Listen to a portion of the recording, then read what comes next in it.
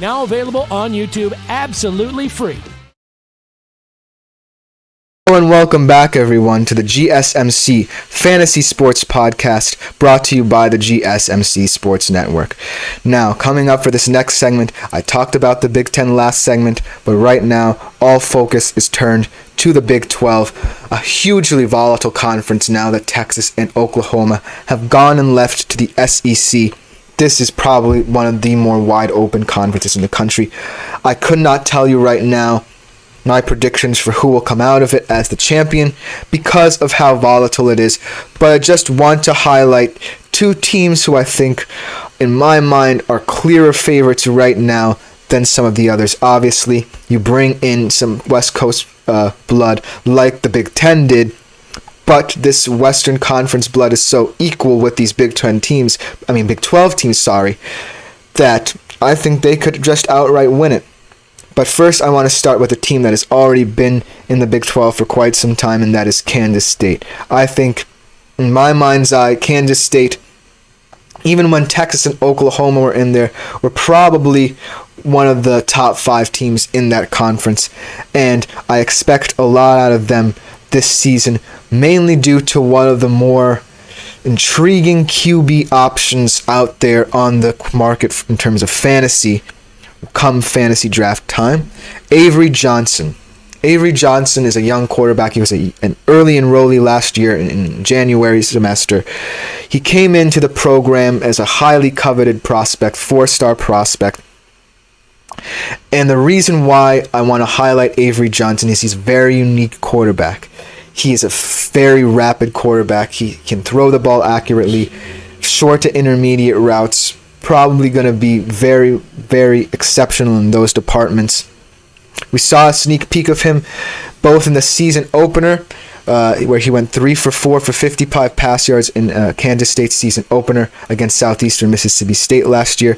And we also saw him in more limited game time throughout the season, but his breakout performance was in the Pop-Tarts Bowl, where he was the MVP. Didn't attempt many passes, but his legs told the entire story, and they spoke volumes about who this kid can be as an athlete. Highly coveted coming out of high school. I think that Avery Johnson as a fantasy option is very exciting, mainly due to the high risk, high reward kind of aspect that he has. I think that since he hasn't played a full season yet, I wouldn't want to rely on him, but I do think that if you're a kind of high-risk, high-reward kind of person at a very important position, I do think he is one to look out for. I think that Kansas State is always going to be a team that can support whoever they put in at quarterback. Obviously, they saw with Will Howard, who has gone on to Ohio State. I think that they have such a good setup. They have one of the best setups out of, more or less a lesser known team inside their conference. I think that saying something to challenge Texas and Oklahoma is one thing, but now that they're gone, I think that they will take full advantage, mainly because of the personnel that Avery Johnson has. They returned their solid running backs, Phillip Brooks, DJ Giddens. I think that Avery Johnson just has one of the best support systems in all of the Big 12. But moving on from a less experienced quarterback to a more experienced quarterback, let's talk about Utah. Utah comes into the Big 12 after being in the Pac-12, winning the Pac-12 a couple of years ago with a quarterback who seems to have been in college football forever, but when he is playing is probably one of the better and more hardened college quarterbacks in all of college football. Cameron Rising. I think that Cameron Rising is going to lead Utah into the Big 12 with heads held high after leaving the Pac-12 with a couple of Pac-12 titles. Cam Rising, though, seems like he is immortal in college football. It seems like he's everywhere. He can never leave college football. Obviously, he came in during the COVID era, and he seems to have endless years of eligibility, but that's just an even better thing for Kyle Whittingham in Utah. I think that, Last year, he did not play as much, and that forced Bryson Barnes to play most of the season. But when Cam Rising is healthy, he is one of the most underrated quarterbacks in the game. Let's just go over his 2022 stats when he last played. He had 3,034 yards, 26 touchdowns, only 8 picks, rushed for 465 yards and 60 Ds as well. Not known for rushing much, but that just goes to show how willing he is to lead this Utah team that is ever changing. Obviously, they seem to produce talent on a level that can compete with some of the better teams in the country, as we saw in the Pac-12. Now in the Big 12, they're not competing with as high-end teams, so I expect Cam Rising, even though his skill level players aren't as experienced as they were, obviously they lost Dalton Kincaid, they still have a guy in Brent Quaith who's going to be one of the best tight ends in college football. So I fully expect Cameron Rising to come out there and prove why he is willing to be one of the best college quarterbacks, be one of the most hardworking college quarterbacks in the game. But those are the two main Big 12 teams that I wanted to get out of the way. Another one that I kind of want to look at, mainly due to their level of turnover, is the Baylor Bears, because we don't necessarily know who the Baylor Bears starting quarterback is. I think that after the loss of Blake Shapen, they are searching for options. They've rotated in and out who their starting quarterback is. So this is a huge question mark of a season for the Baylor Bears and for Dave Aranda as well. Obviously, when he first came in, he won the Big 12 title, and everyone expected Baylor to be one of the premier teams in the Big 12. That was when they had Charlie Brewer and they had more stability at the QB position. But right now, I can't tell you who I think the Baylor quarterback is going to be next year. I literally think that while they have some nice options for this coming season in Sawyer Robertson, who did get some time last year and performed semi-well. They also have Daquan Finn, who transferred in from Toledo, has more experience in one of those mid-major programs, second-team All-MAC selection.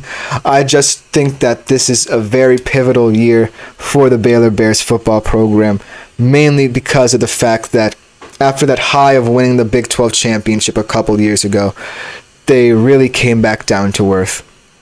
They really thought that Blake Shapen was the answer after Charlie Brewer left. I just think that as a team, Baylor needs to come together and figure out who they want to be as a team. Obviously, they will always have one of the better defenses in the Big 12. Dave Aranda is a highly defensive-minded coach, but on the offensive side of the ball, there are still questions to be answered.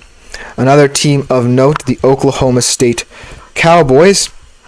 I think that they're also another team that can also challenge that hierarchy. Obviously, Alan Bowman, another quarterback like Cam Rising, who seems to not go anywhere. They were in the Big 12 championship last year, but obviously they could not compete with a team of Texas caliber. But in much more limited Big 12, I expect them to come out swing. I think that Alan Bowman, he's a very experienced quarterback, solid of that Cam Rising mold, do whatever it takes to win.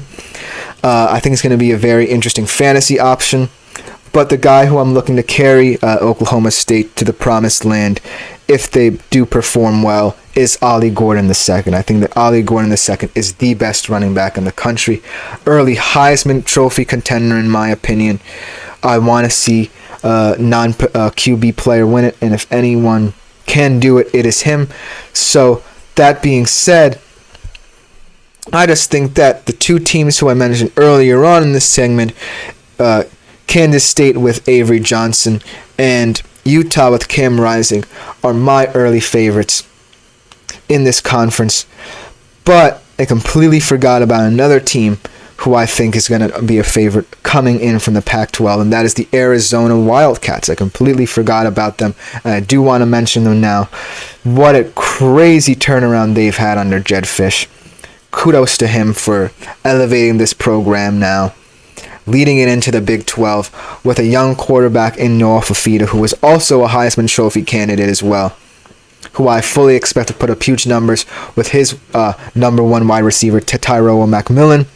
I think that those two are going to be one of the better QB wide receiver duos in the country, kind of in the Penix Rome Odunze mold, kind of that air raid system coming into the Big 12, and proving that Arizona can be a premier college football program moving into the future. And I think that ultimately the Big 12 is a very exciting fantasy college football conference because of the versatility in the players, the depth in terms of who is on the quarterback market, who is interesting, who has the experience, who doesn't have the experience and could break out, like Avery Johnson in my opinion.